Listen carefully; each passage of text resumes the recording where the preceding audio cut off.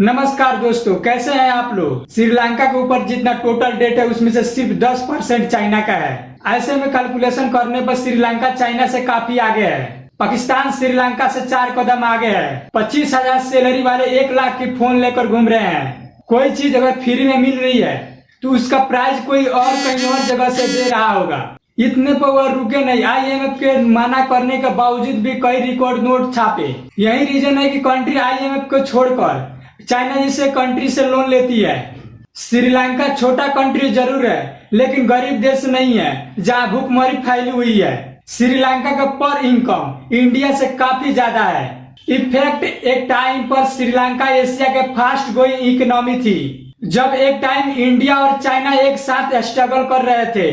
फिर ऐसा क्या इवेंट हुई कि श्रीलंका का इकोनॉमी जमीन पर गिर गई। यह 1 साल या कोविड की समय की बात नहीं है, यह दशकों से ऐसे इवेंट हुए जिसके वजह से श्रीलंका आज यहाँ खड़ा है। इंडिया में कस्बे के अंदर तक बैठे आदमी को पता है कि चाइना के डे ट्रेवल की वजह से श्रीलंका के यह हाल हुआ है। श्रीलंका इतना बड़ा देश है, इसका सजेस्ट एक्सपोर्ट टीम भी है। वो इस चीज को कभी समझ नहीं पाए, पूरा देश चाइना को दे आए।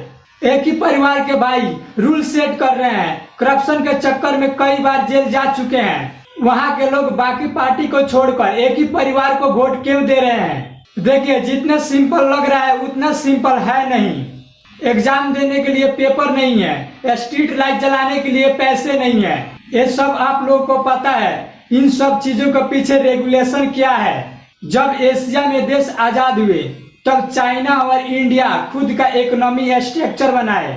श्रीलंका ने IMF के बताए हुए इकोनॉमी रिफॉर्म इम्प्लीमेंट किए थे। श्रीलंका ने ऐसा क्यों किया था? एक तो वेस्टर्न इम्प्लॉयमेंट था। जब IMF लोन देता है तो उसके बताए हुए तरीकों को इम्प्लॉयमेंट करना होता है अपने कंट्री में। जब इंडिया ने 1991 में लोन लिया था अपने कंट्री के लिए, तब कुछ समय के लिए IMF के बताए हुए रेगुलेशन को फॉलो किए थे। IMF पे हमेशा आरोप लगते आ रहे हैं कि US वेस्टर्न कंट्री के हिसाब से फंडिंग करता है। इसका रूल भी ऐसे है, प्राइवेट को बढ़ावा दो, बाहर की कंपनी आने दो, ग्लोबल ट्रेड बढ़ाओ, अल्टीमेटली वेस्टर्न कंट्री को एडवांटेज देता है। IMF के डेट ट्रैप डेवलपमेंट ये भी बहुत बड़ा रोल प्ले करती है, जिसके बारे में बात बहुत कम होती है क्योंकि यही रेगुलेशन है। IMF को छोड़कर चाइना जैसे कंट्री से लोन लेती है, लेकिन इंडिया ने ऐसा फॉलो नहीं किया। अगर आप देखेंगे तो FDI को इंडिया बहुत बाद में फॉलो किया। उसका परसेंटेज बहुत धीरे धीरे बढ़ता है क्योंकि इंडिया सबसे पहले अपने लोकल इंडस्ट्री को मौका देती है। उसे वह मजबूर करना चाहती थी क्योंकि बाहर की कंपनी ज्यादा एडवांटेज रहती है, वह लोकल मार्केट को टिकने नहीं देती। इसीलिए इंडिया धीरे धीरे ग्रो किया, तभी मजबूती से ग्रो हुआ। अगर आप पूछेंगे कि एशिया में श्रीलंका बहुत तेजी से ग्रो कर रहा था तो IMF से लोन लेने की क्या आवश्यकता पड़ी। देखिए, श्रीलंका को आपको समझना पड़ेगा। श्रीलंका का पॉपुलेशन 2 भागों में बटा हुआ है। एक सिंगाला जो बुद्धिस्ट से है, उसका पॉपुलेशन 75% है। दूसरा है तमिल, उसका पॉपुलेशन 12% है। सिंगाल और तमिल में हिस्टोरिकल और पॉलिटिकल मतभेद बहुत है। यह मतभेद इतना ज्यादा है कि 1983 से लेकर 2009 तक सिविल वार हुई। जहां तमिल है वहां श्रीलंका से हटकर एक अलग देश बनाना चाहते थे। इस वॉर से श्रीलंका का इकोनॉमी बहुत ज्यादा क्रम्बल करने लगी। डिफरेंस बजट श्रीलंका 6% के ग्राउंड रहता था, वो सारे डेवलपमेंट को छोड़कर डिफरेंस बजट 21% हो गया था। महेंद्र राजपक्ष का खानदान यह समझ ली थी कि अगर यह फिनालिस का बात करेंगे तो पावर में रहना बहुत आसान हो जाएगा। बीच बीच में कुछ ऐसा चीज करी जहाँ पे तमिल एरिया है। इनमें सारे सिंघालिस ये अनाउंस कर दिए कि यहाँ पे बुद्धिस्ट थे पहले। फिनालिस ऐसे एक्टिविटी टाइम टू टाइम करते रहते थे। यही रीजन था कि वहाँ का मेजोरिटी ऑफ पॉपुलेशन 75% था। इसीलिए पूरे नेपोटिज्म करके ये पूरे परिवार सत्ता में रहा। महेंद्र राजपक्ष 2005 से लेकर 2015 तक प्रेसिडेंट रहे। अभी के बात करें तो गोटाबाया श्रीलंका का प्रेसिडेंट है। अपने भाई महेंद्र राजपक्ष को PM बना दिया, बेटे नर्मल राजपक्ष को एक्सपोर्ट मंत्री बना दिया। बच्चे बसिल पक्ष एलिजिबल ही नहीं था मिनिस्टर बनने के लिए क्योंकि वो अमेरिका बेस्ड थे। उनके मिनिस्टर बनने के लिए उन्होंने कानूनी बदल डाले। एक नया बिल लेकर आया उनको फाइनेंस मिनिस्टर बना दिया गया। ऐसे कर कर के भाई ही नहीं, दूर दूर के सभी संबंधियों को भी पोजीशन पर बैठा दिया गया। इससे हुआ एक ही सारे कंट्रोल एक ही परिवार के हाथ में चला गया। जब वो बेवकूफी करते हैं तो उनको रोकने वाला कोई नहीं होता। यही चीज यहाँ पे हुई। भले ही श्रीलंका लिटरेसी रेट 92.3% है, लेकिन industry based skill world expose है। यह प्रॉब्लम सिर्फ श्रीलंका का ही नहीं, यह काफी हद तक इंडिया में भी है। बड़ी बड़ी डिग्री है लेकिन स्किल नहीं है। श्रीलंका इंडिया जैसे डेवलप कंट्री में एक ऐसा एजुकेशन सिस्टम पर फोकस कर रहा है जो industry based skill and real based skill पे एक्सपोज कर सके, तब जाके रोबस्ट इकोनॉमी डेवलपमेंट हो पाएगा। इंडिया में आज भी ऐसे स्टार्टअप एंड प्लेटफॉर्म की बहुत ज्यादा जरूरत है। अच्छी बात यह है कि इंडिया में सब स्टोन जैसे प्लेटफॉर्म इस एरिया में दृष्टि ला रहे हैं। एकेडमी इंस्टीट्यूट के साथ मिलकर स्टूडेंट को अब अप स्किल पर काम करा रहे हैं, ताकि कैंपस और कारपोरेशन में इतना बड़ा गैप है।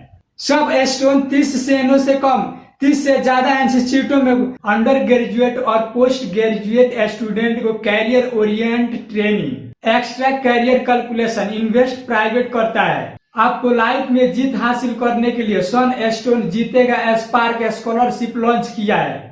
यह बहुत यूनिक स्कॉलरशिप है। इसका टोटल वर्थ 4 करोड़ है। इस स्कॉलरशिप को 1000 से ज्यादा बच्चे जीत सकते हैं। ये 29 मार्च से लेकर जब तक IPL चलेगा तब तक ये चलेगा।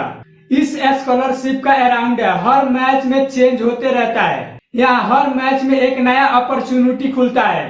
अगर आप भी MBA, MBBA, MCA जैसे कोर्स किए हैं तो जीतेगा स्पार्क स्कॉलरशिप के लिए अप्लाई कर सकते हैं। चलिए टॉपिक पर हम वापस आते हैं। गवर्नमेंट इस लेवल पर ऑपरेट करती है, हर दिन करप्शन और वर्ल्डर होती है, वो मेजर वर्ल्डर कहलाती है। जिस तरह से एक नॉर्मल आदमी डेट ट्रैप में फंसता है, उसी तरह से कंट्री भी फंसती है। कंट्री को लगता है हमारे देश में प्रोजेक्ट बन सकते हैं, इससे बहुत बड़ी कमाई हो सकती है। पैसे की वजह से यह पूरा नहीं हो पाता है, लोन लेकर पूरा कर लेते हैं। जब लोन पूरा हो जाता है तो उसमें का बचा हुआ कमाई जितना बचता है वो हमारे बेनिफिट हो जाएगा। दिक्कत तब होती है जब लोन लेने के बाद वो प्रोजेक्ट फेल हो जाता है। ऐसे में कैलकुलेशन करने पर श्रीलंका काफी आगे है, उससे 4 कदम आगे पाकिस्तान है। 2008 में श्रीलंका का मिनिस्टर यह डिसाइड किया, जिस तरह से इनका Colombo business part review generate कर रहा है मिलियन में, इस तरह से एक पार्ट हमनटोटा एक जगह है। इस तरह से श्रीलंका वहां पे बना दे तो इसका मुनाफा बहुत ज्यादा होगा। उन्होंने लोन लेने की डिसाइड किया। जब इंडिया और US के पास गए तो वो दोनों मना कर दिया। जो आप रिव्यू एक्सपोर्ट कर रहे हो वो पॉसिबल नहीं है। इन्होंने IMF के पास नहीं गए, चाइना के पास गए। इसका रिव्यू वही था कि IMF लोन देता है वो बहुत कंडीशन के साथ देता है और आपके कंट्री में भी इंटरफेयर करता है। चाइना किसी शर्त पर लोन दे देता है। अगर आपको एक तरह का लोन मिल रहा है जहां पैसे खर्च करना है वहां समझाया जा रहा है, घर के अंदर कहां कहां पैसे लगाना है वो समझाया जा रहा है, और दूसरी तरफ बिना शर्त के लोन मिल रहा है। आप भी वही करेंगे जो श्रीलंका ने किया। चाइना से पैसा लेकर प्रोजेक्ट पर काम शुरू हुआ। श्रीलंका कैलकुलेशन के हिसाब से पार्ट पे 1000 डॉक करेगा। डॉक का मतलब ये हुआ लोडिंग अनलोडिंग रिपेयरिंग होगा। जब पार्ट रेडी हुआ तब 34 शिफ्ट में डॉक किया। ऐसा नहीं था कि यह नुकसान चल गया है, बिजनेस कंप्लीट फेयरिंग था और चाइना को लौटाने के लिए पैसा नहीं था। चाइना ने रीस्ट्रक्चर किया उनके लोन प्रोसेस को, उसके बाद भी श्रीलंका लोन नहीं दे पा रहा था। श्रीलंका ने कंपनी में बिडिंग एक्सपोर्ट के लिए 80% चाइना से स्टॉक ले लिया। श्रीलंका ने 1 मिलियन देने के लिए 99 में एक पोर्ट को लीज पर दे दिया। जो ये सारी सिक्योरिटी इस पोर्ट की चाइना के अंडर में हो गया। ये इंडिया के लिए बहुत बड़ा डिसएडवांटेज था। ये साफ कह दिया कि इससे हमारी सिक्योरिटी खतरे में आ जाएगी। यहाँ पे चाइना मिलिट्री बेस बना सकता है।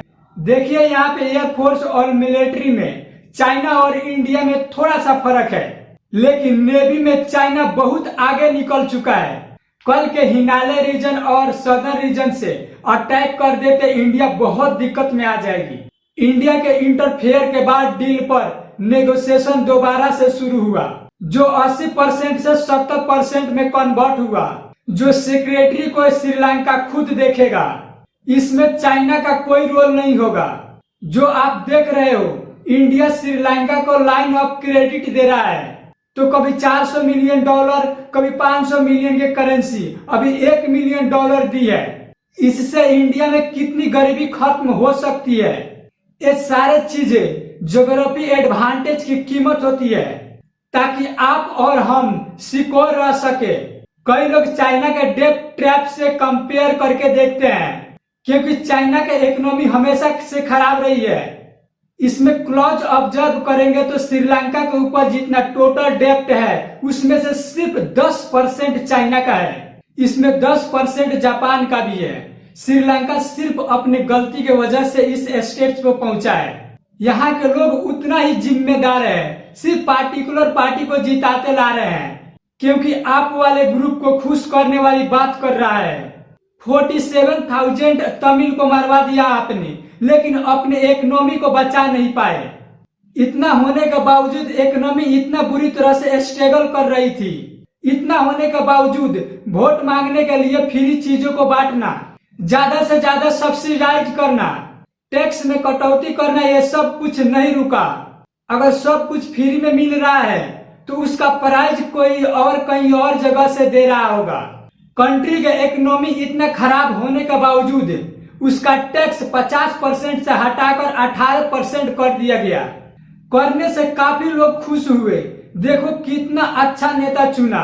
इन सभी चीजों की वजह से श्रीलंका का बुरी हाल हुई।